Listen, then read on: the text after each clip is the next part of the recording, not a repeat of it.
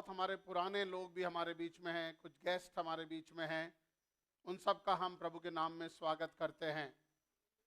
आज हम थोड़ा जल्दी में हैं, बहुत सारे प्रोग्राम हैं, इसलिए थोड़ा जल्दी से हम जा रहे हैं और मैं विश्वास करता हूं कि आप हमें कोऑपरेट करेंगे। आज सुबह बहुत सारे लोग हैं जिनको मैं रिकग्नाइज करना चाहता हूं।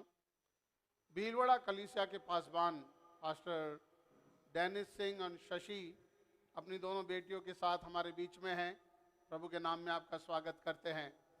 भाई डेनिस, ताली बजा सकते हैं आप। भाई डेनिस पिछले 22 वर्षों से हमारे साथ में हैं।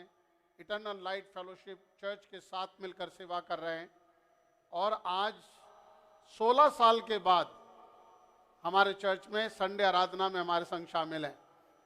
16 वर्ष हो गए, क्योंकि 16 साल पहले हम उनको भीलवाड़ा भेजा था, तब से वो भीलवाड़ा के चर्च में रहे।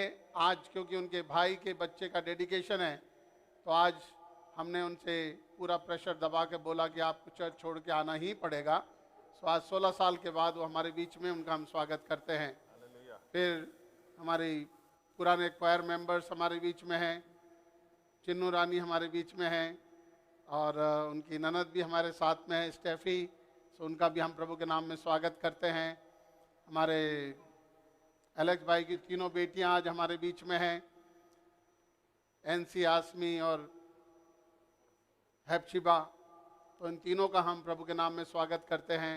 राहुल जो सुनीता के ब्रदर हैं, उनके लिए आपने बहुत दुआ की, अजमेर से आज हमारे बीच में हैं, उनका हम प्रभु के नाम में स्वागत करते हैं। और जितने भी नए लोग हैं, हर एक का हम स्वागत करते हैं।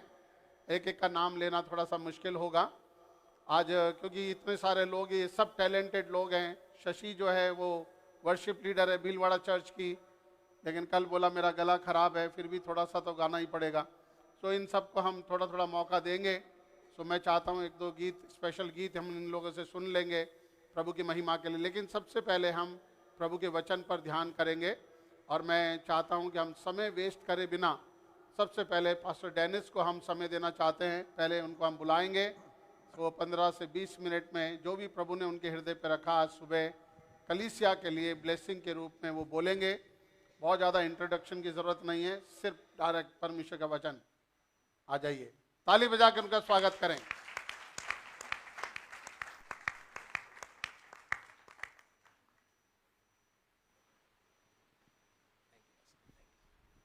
Praise the Lord, praise the Lord. Praise the Lord.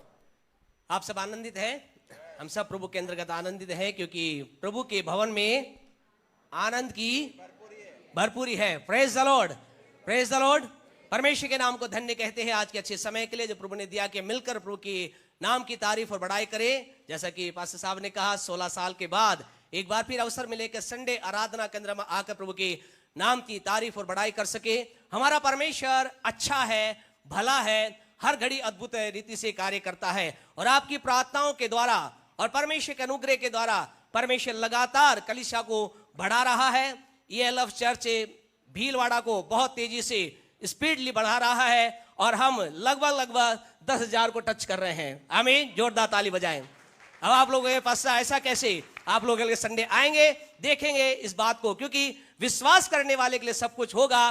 परमेश्वर अद्भुत रीति से कार्य कर रहा है, बाढ़ के समान लोग आ रहे हैं, परमेश्वर के नाम की महिमा हो रही है। और ज्यादा हमेशा बोलते हैं, जो थोड़ा बोलता है उसे बार बार बोलने का अवसर दिया जाता है। तो इस समय हमें थोड़ा सा बोलकर प्रभु के नाम की महिमा करेंगे और हम विश्वास करते हैं आज का वचन आपके जीवन के लिए एक बड़ी आशीष का कारण होगा, बरकत का कारण होगा। परमेश्वर का पवित्र वचन पहला पत्रस उसका 4था अध्याय, पहला पत्रस का 4था अध्याय उसकी 11 वर्ष को अगर हम पढ़ेंगे तो वहां प्रभु का पवित्र वचन, कोई भी भाई या बहन कोई बोले, हाँ जी, जो कोई बोले तो ऐसा बोले मानो परमेश्वर का वचन है, मानो परमेश्वर का वचन है। आज आपसे कहना चाहते हैं, यहाँ पत्रस परमेश्वर के लोगों को उत्साहित कर रहा है, प्रभु की आत्मा की अगुवाई के अंदर वो कह रहा है, और वो कह रहा है जो कोई बोले ऐसा बोले मानो कि परमेश्वर का वचन है। आज आप कहेंगे हाँ ये तो आपके लिए है, आप ऐसा बोले, लेकिन आपसे कहना चाहते, if you want to receive blessing, यदि आप आशीष को प्राप्त करना चाहते हैं, कितने लोग हैं जो आशीष प्राप्त करना चाहते हैं? कितने लोग हैं जो जीवन में बहुतायता की आशीष चाहते हैं? हम कहे आप में से हर एक जन कहेगा हाँ हम चाहते हैं। आपने हाथ उठाया, भीलवाड़ा के अंदर हाथ नहीं उठाते, वो कहते हैं यस। आपसे कहना चाहते थोड़ा सा अपने आप को चार्ज अप रखे, क्योंकि हम अपने आप को परमेश्वर के लिए जो कुछ चाहते हैं, याद रखे इजीली नहीं आएगा। उसके लिए हमें एक जोश के साथ उन आशीषों को रिसीव करना होगा। तो आपसे कहना चाहते, आप आशीष पाना चाहते हैं? आप आशीष पाना चाहते हैं? आशीष की भरपूरी में जाना चाहते हैं? तो आपसे कहना चाहते हैं आपको और मुझे क्या करना पड़ेगा? यहां बोलने वाला तो ऐसा बोलेगा कि मानो परमेश्वर का वचन है, लेकिन आपको भी क्या करना पड़ेगा? आपको भी इस रीति से सुनना होगा मानो कि ये परमेश्वर का वचन है, परमेश्वर का। और जब आप इस रीति से सुनेंगे, when you will receive as the word of God, आप ऐसे ग्रहण करेंगे कि परमेश्वर का वचन है। आपसे कहना चाहता, आपके जीवन में आशीष कदापि रुकेगी नहीं। आप जीवन में आशीष के नए स्तर में जाने पाएंगे। और जल्दी से आपके साथ अब बातचीत करते कहना चाहते हैं, परमेश्वर अपने वचन के द्वारा बात करता है। परमेश्वर हमेशा बोलता है। परमेश्वर हमेशा अपनी आवाज को अपने लोगों तक पहुंचाता है। अगर हम इब्रानियों की पत्री उसका पहला अध्याय उसके पहले वचन को पढ़े तो वहां ऐसा लिखा है, पूर्व युग में परमेश्वर ने क्या किया? बाप दादाओं से भविष्यवक्ताओं के द्वारा भांति भांति से बातचीत की। और फिर वहीं वचन खत्म नहीं होता, लेकिन ऐसा लिखा है, इन दिनों के अंत में पुत्र के द्वारा हमसे।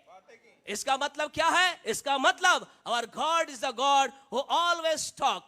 हमारा परमेश्वर जो सदा बात करता है। हमारा परमेश्वर वो है जो बोलता है। हमारा परमेश्वर वो है जो सदा अपने बात को लोगों तक पहुंचाता है। और आज की सुबह आपसे कहना चाहते, आज भी ये पौलुस के द्वारा लिखी पत्री है, इसमें कई प्रकार के क्वेश्चन है, लेकिन ऐसा मानते हैं पौलुस, और जिस समय पौलुस था और पौलुस के समय जो लोग थे, उन दिनों में परमेश्वर ने कैसे बात की? पुत्र के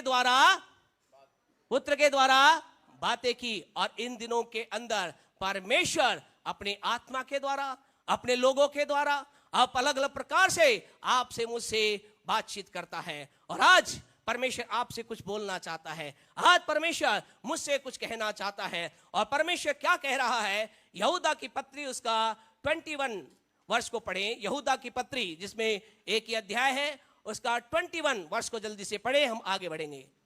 अपने आप को परमेश्वर के प्रेम में बनाए रखो। अपने आप को परमेश्वर के प्रेम में बनाए रखो। आज आपसे कहना चाहते हैं, परमेश्वर आपसे और मुझसे कह रहा है। क्या कह रहा है? परमेश्वर आपसे और मुझको उत्साहित कर रहा है। वो कह रहा है कि अपने आप को क्या करो? Abide yourself in the love of God. अपने आप को परमेश्वर के प्रेम में बनाए रखो। परमेश्वर के प्रेम में अपने आप को लगातार बनाए रखने का प्रयास करें। इन दिनों के अंतर्गत प्यारे परमेश्वर लोगों, कहने की आवश्यकता नहीं है। मैं और आप देखते हैं संसार में बहुत सी ऐसी चीजें हैं जो आज क्या कर रही हैं? आपके मेरे जीवन में प्रहार कर रही हैं, वार कर रहे हैं। जो मेरे आपके जीवन में से परीक्षाएं आ रहे हैं, आपके मेरे जीवन में कैसी बातें आ रही है जो क्या कर रही हैं? केवल एक ही काम करने का प्रयास कर रही हैं, व्यक्ति को, मनुष्य को, विश्वासी को, परमेश्वर के जन को, पासवान को, भविष्यवक्ता को, जो भी कहे, क्या कर रही हो चीजें? परमेश्वर के प्रेम से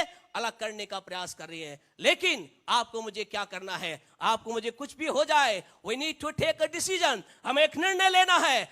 whatever be happen, कुछ भी हो जाए, मैं अपने आप को परमेश्वर के प्रेम में बनाए रखूंगा। मैं परमेश्वर के साथ जो प्रेम है उसमें अपने आप को अलग नहीं करूंगा। कुछ भी हो जाए, आंधी आ जाए, तूफान हो जाए, सारी चीजें विपरीत हो जाए, लेकिन मैं और आपसे कहना चाहते, if it is your decision, यदि ये आपका निर्णय है, ये मेरा निर्णय है, और हम इस निर्णय में जब आगे चले, हमारे जीवन के अंतर्गत अद्भुत अद्भुत कार्य को हम देखने पाएंगे। अद्भुत आशीषों को आप और मैं देखने पाएंगे। हमारे जीवन में चमत्कार को हम देखने पाएंगे। वो रास्ते जो आपको लगता है बंद है, आपको लगता है चारों तरफ रास्ते बंद है, तूफानों ने मुझे घेर लिया है, लेकिन यदि आपने अपने आप को, मैंने अपने आप को परमेश्वर के प्रेम में बनाए रखा है, इस रीति से, अद्भुत रीति से रास्ते, दरवाजे खुलते चले जाएंगे। जैसा कि उन अली बाबा और 40 चोर के क्या खुलते थे?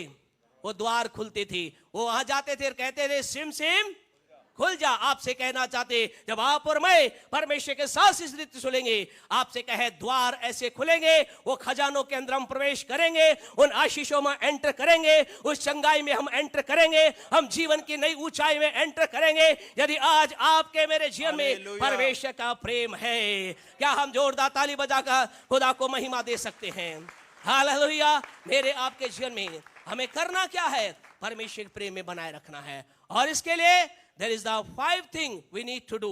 हमें 5 काम करने की आवश्यकता है, और एक एक काम के ऊपर हम बातचीत करेंगे कम से कम 1 घंटे, यानी कि ऐसा हम नहीं करेंगे ऐसा हम बिल्कुल भी नहीं करेंगे, ऐसा हम बिल्कुल भी नहीं करेंगे, क्योंकि इतना समय नहीं है। लेकिन 1-2 बातें जल्दी से आपके साथ शेयर करेंगे कि कैसे मैं अपने आप को परमेश्वर के प्रेम के अंतर्गत बनाए रखेंगे। और आपसे कहना चाहता हूं, उसके लिए फर्स्ट थिंग है जो मेरे आपके जीवन में हमें देखने के लिए आवश्यकता है, बनाए रखने की आवश्यकता है, वो हमने जैसा कि यहां पढ़ा गया भजन 91 का 1 के अंदर पढ़ा गया, जो परम प्रधान के छाए हुए स्थान में बैठा रहे। आपसे कहना चाहते हैं, पहला काम आपको मुझे करना है, लगातार अपने आप को परमेश्वर की उपस्थिति में बनाए रखना है। लगातार अपने आप को हमें परमेश्वर के साथ वार्तालाप में बने रहना है। लगातार हमें अपने आप को परमेश्वर के साथ अपने समय को लगातार हमें बिताने की आवश्यकता है, जिसे प्रभु के वचन में कहा जाता है प्रार्थना।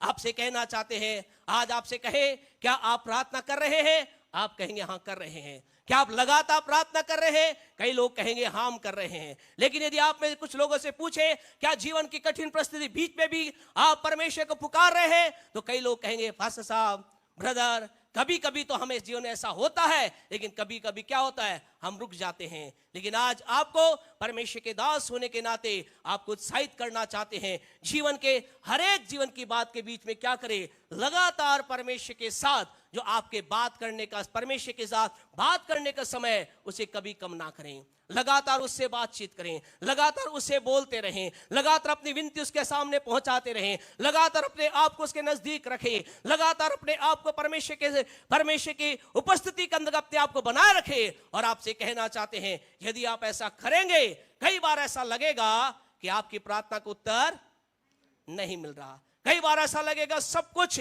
ऐसा कई बार नजर आएगा मेरी प्रार्थनाएं क्या है, इस छत पे टकरा करके नीचे आ रही हैं। कई बार ऐसा लगेगा मेरी प्रार्थनाएं केवल चारों तरफ मेरे घूम रही है, मेरे परमेश्वर तक जा ही नहीं रही, मेरी आवाज मेरे खुदा तक पहुंच ही नहीं रही। लेकिन आपसे कहना चाहते हैं, परमेश्वर के पवित्र वचन में यिर्मयाह नबी की पुस्तक 33 में ऐसा लिखा है, मुझसे प्रार्थना कर और मैं तेरी सुनूंगा। परमेश्वर का पवित्र वचन भजन 65 के 4 में ऐसा लिखा है, हे प्रार्थना के सुनने वाले सब प्राणी तेरे ही पास आएंगे। आपसे कहना चाहते खुदा के लोगों, इस बात के लिए चिंता ना करें आप अपने जीवन में क्या महसूस कर रहे हैं, इस बात के लिए आप विचार ना करें जब आप खुदा की उपस्थिति में टाइम बिता रहे हैं आपको क्या लग रहा है। लेकिन आपको श्योर कहना चाहते हैं, जब आप परमेश्वर के सम्मुख अपने आप को प्रभु की उपस्थिति में लेकर जाते हैं, जब उस कमरे में आप चले जाते हैं जहां आप और परमेश्वर होता है, आपकी हर एक आवाज को आपका मेरा परमेश्वर सुनता है, आपकी हर एक वाणी को परमेश्वर सुनता है, आपके हर एक विचार को खुदा सुनता है, आपके हर शब्द को परमेश्वर सुनता है। कई बार आपको विचार ऐसा लगेगा, आपसे कहें प्रभु के पवित्र वचन के अंतर्गत मत्ती रचित सुसमाचार उसका 26 चैप्टर अगर हम निकाले, उसकी 39 वर्ष को अगर हम पढ़े, वहां ऐसा लिखा है, मैथ्यू 26 का 39 अगर आप पढ़ेंगे, वहां प्रभु के पवित्र वचन में ऐसा लिखा है। हाँ जी पढ़े अगर आप में किसी को मिला तो। वहां ऐसा लिखा है, फिर वो थोड़ा आगे बढ़कर मुंह के बल गिरा और प्रार्थना करने लगा। क्या किया? यहां ऐसा लिखा, यीशु मसीह ने प्रार्थना की, यीशु मसीह ने प्रार्थना की, और ऐसा प्रभु का वचन बताता है कुछ भी वहां पर नहीं हुआ। फिर यीशु मसीह ने प्रार्थना की, फिर यीशु मसीह ने प्रार्थना की। अगर इसका 26 का 44 पढ़ेंगे तो वहां क्या लिखा है? वहां ऐसा लिखा है, उन्हें छोड़कर हाँ जी, वह फिर चला गया, हाँ, और उन्हीं शब्दों में फिर तीसरी बार प्रार्थना की, और फिर यीशु ने तीसरी बार प्रार्थना की। आपसे कहना चाहते हैं इसका मतलब क्या है?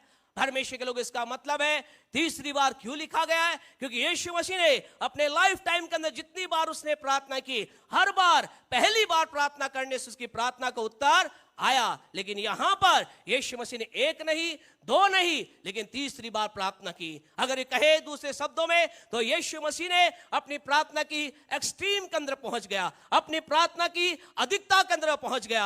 आज आपसे कहना चाहते, क्या आप अपनी प्रार्थना की अधिकता में पहुंच चुके हैं? क्या आप प्रार्थना करते करते थक गए हैं? आपने एक बार प्रार्थना की, कुछ नहीं हुआ, 2 बार प्रार्थना की, कुछ नहीं हुआ, 10 बार प्रार्थना की, कुछ नहीं हुआ। लेकिन आपसे कहना चाहते, लगातार परमेश्वर के साथ अपने संपर्क को बनाए रखे, लगातार प्रभु से अपनी बात को कहते रहिए, लगातार उसके सम्मुख घुटनों के बल लेटकर, हाथ उठाकर, उपवास के साथ, जैसे आपको अच्छा लगता है उस पिता से बातचीत करते रहिए, अपनी बात उसे कहते रहिए, और लगेगा शायद मेरी प्रार्थना की अधिकता हो गई है। आपसे कहना चाहते, when you will reach at that point, जब आप उस जगह पर पहुंच जाएंगे, क्या होगा?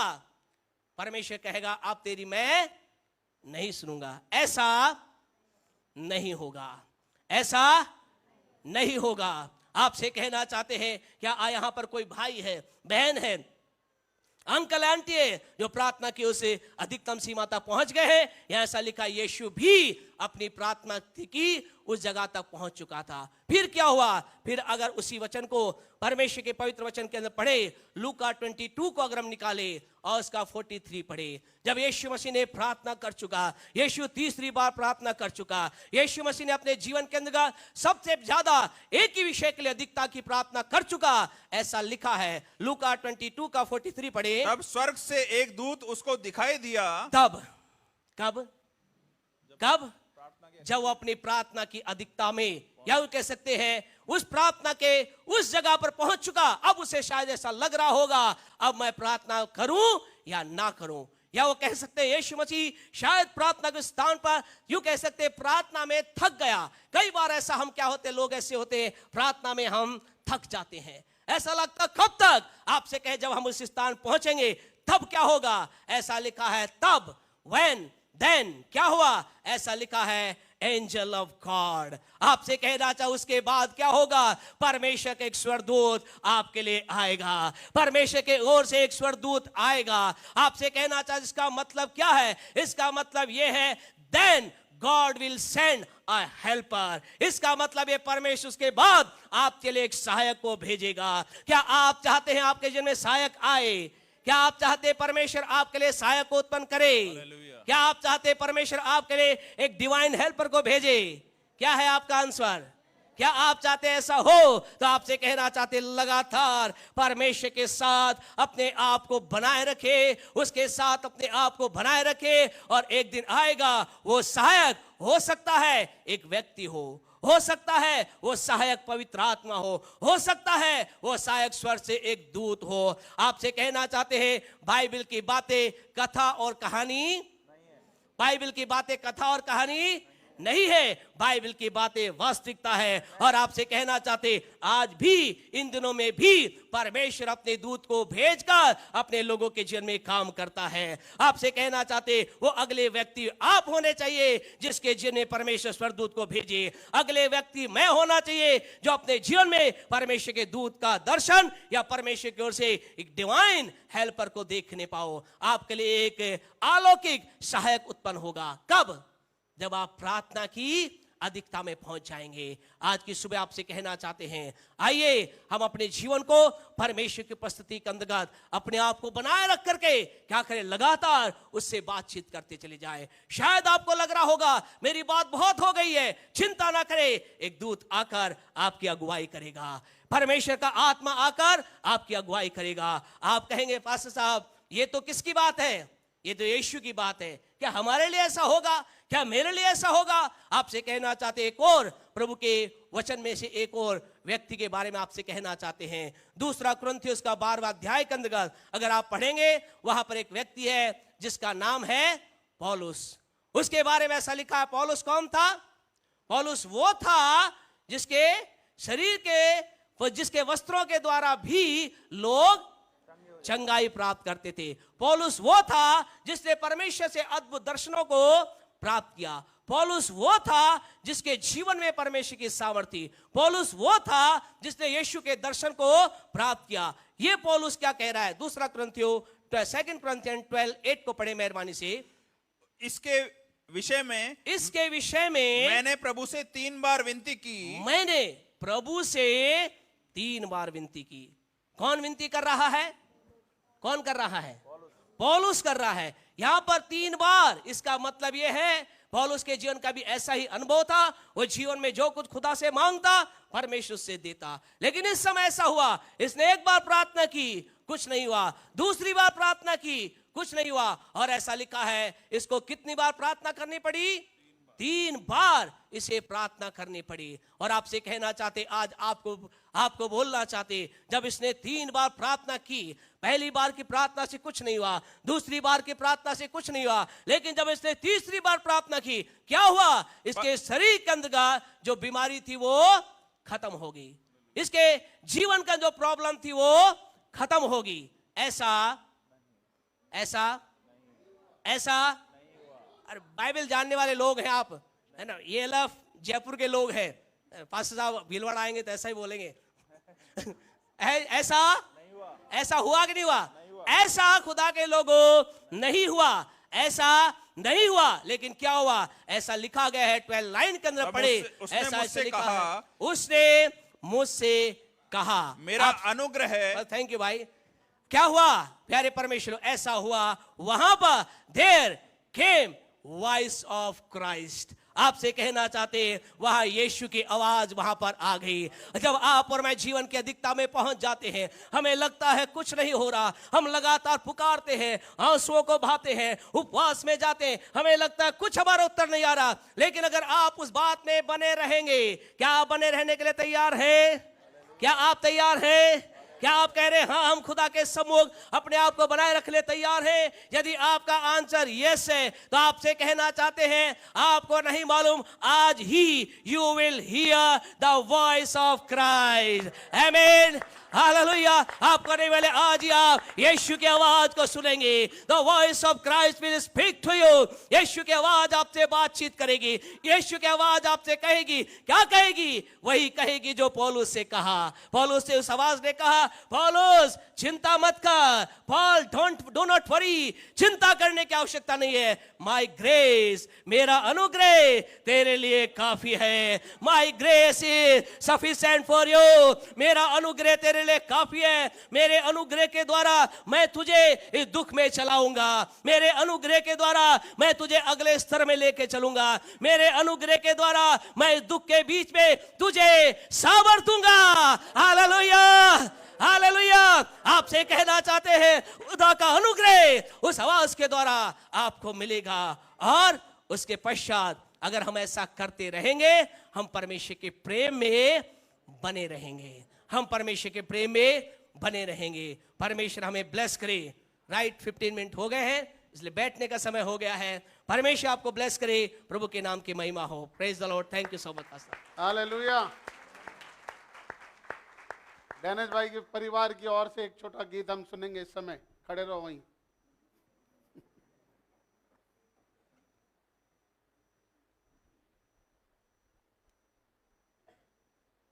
डेनिस भाई का परिवार भी प्रभु की महिमा के लिए बहुत अच्छे ढंग से प्रभु की आराधना करते हैं। उनकी बेटियां सब बजाने वाली हैं।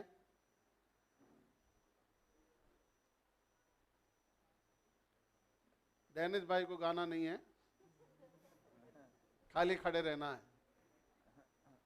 हालेलुया। थोड़ा जल्दी करें, फटाफट, टाइम नहीं है।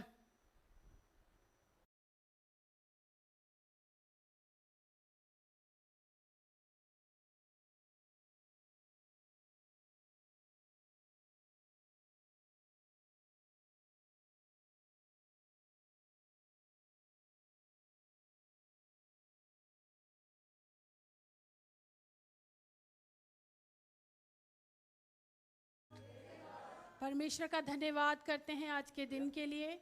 और बहुत ही अच्छा लग रहा है यहाँ पर आकर।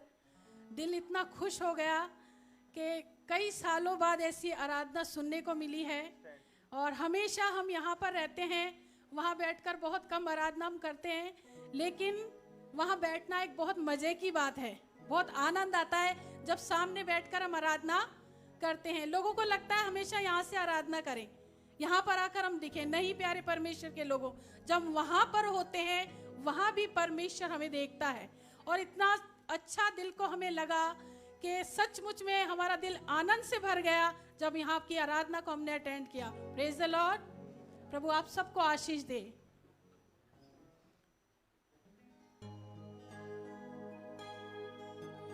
मैंने ढूंढा ये सारा जहां, तेरे जैसा ना कोई मिला। जैसे तूने किया है क्षमा, तेरे जैसा ना कोई मिला। उसके जैसा कोई नहीं है प्यारे परमेश्वर के लोगों। हालेलुया। मैंने ढूंढा ये सारा जहां, तेरे जैसा ना कोई मिला। जैसे तूने किया है क्षमा, तेरे जैसा ना कोई मिला। मैंने ढूंढा ये सारा जहां, तेरे जैसा ना कोई मिला। जैसे तूने किया है क्षमा, तेरे जैसा ना कोई मिला।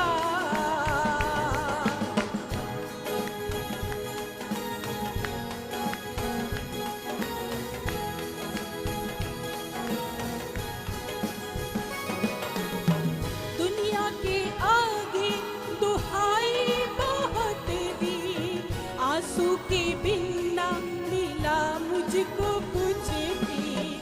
दुनिया के आगे दुहाई बहुत दी, आंसू के बिना मिला मुझको कुछ भी। तुझको मिला मैंने तब तुझको जाना, दुनिया के आगे जो मैंने दुआ की।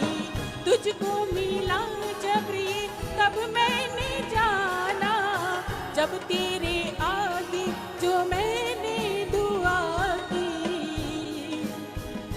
तूने सुन ली ये मेरी दुआ, तेरे जैसा ना कोई मिला। तूने सुन ली ये मेरी दुआ, तेरे जैसा ना कोई मिला। मैंने ढूंढा ये सारा जहां, तेरे जैसा ना कोई मिला। जैसे तूने किया है क्षमा, तेरे जैसा ना कोई मिला।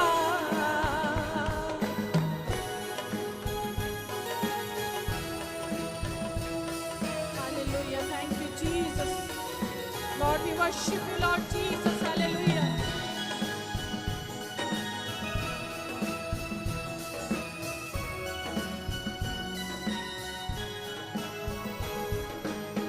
पापों का था कर्ज मुझ पे जो भारी, दुखों में जिंदगी गुजारी थी सारी। पापों का था कर्ज मुझ पे जो भारी, दुखों में जिंदगी गुजारी थी सारी। मेरे गुनाहों को तूने मिटाया, जब मैंने तुझसे जो मैंने दुआ की। मेरे गुनाहों को तूने मिटाया, जो मैंने दिल से जो तुझसे दुआ